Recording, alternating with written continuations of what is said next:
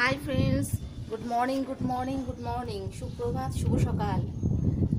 দেখো আমার সকাল সকাল আজকে স্নান সারা হয়ে গেছে, তবে সকাল এখন অনেকটাই গড়িয়ে এসেছে। আমি এখন স্নান টান করে এখন পুজোর দিকে যাচ্ছি। এরকম আমি অনেকটা ফুল নিচে থেকে তুলে নিয়ে এসেছি। তার মধ্যে দেখো আমার রয়েছে নয়নতারা রয়েছে, কাঞ্চন রয়েছে, টগর রয়েছে, বড় চাপ টগর রয়েছে, বেলি রয়েছে। তবে এই হলুদ ফুলগুলোকে গেট ফুল হিসাবে আমি জানি, তবে এটার কি নাম আমি বলতে জানি না, কি নামে ডাকা হয় একে আমি জানি না, আমি গেট ফুল বলেই ডাকি।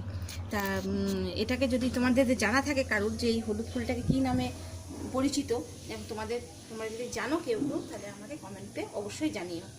এখন আমার তাহলে পুজোর দিকে আমি এখন যাব, তারপরে রান্না বান্না, তারপরে জল খাবার। তবে দেখো আমার ছাদেও কিছু গাছ আছে, তাহলে তোমাদের আমার ছাদে ছোট্ট ছোট্ট 2-4টে গাছ আছে, সেটা আমি তোমাকে দেখাচ্ছি। আর দেখো আমার কিছু কিছু গাছ রয়েছে, এখনও পর্যন্ত গাঁদা রয়েছে, নয়নতারা আছে, তারপরে নাইটিঙ্গেল আছে, নীলকণ্ঠ আছে। আর দেখো আমার নয়নতারা হয়েছে কিছু, এবং বেশ অনেকটা বেলি হয়েছে, কিছু গাঁদাও এখনও পর্যন্ত ফুটছে। তবে গরম পড়েছে তো গাঁদা গাছগুলো ছিল নষ্ট হয়ে গেছে। আমি এখান থেকে কিছু কিছু বেলিও আগে তুলে নেব।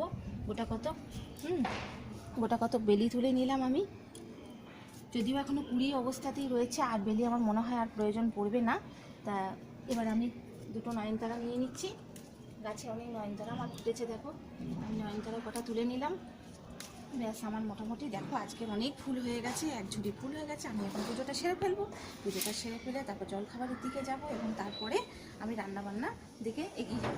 তবে আমি আর ছেলে খাবো, আমার দাদাভাই আজকে নেই।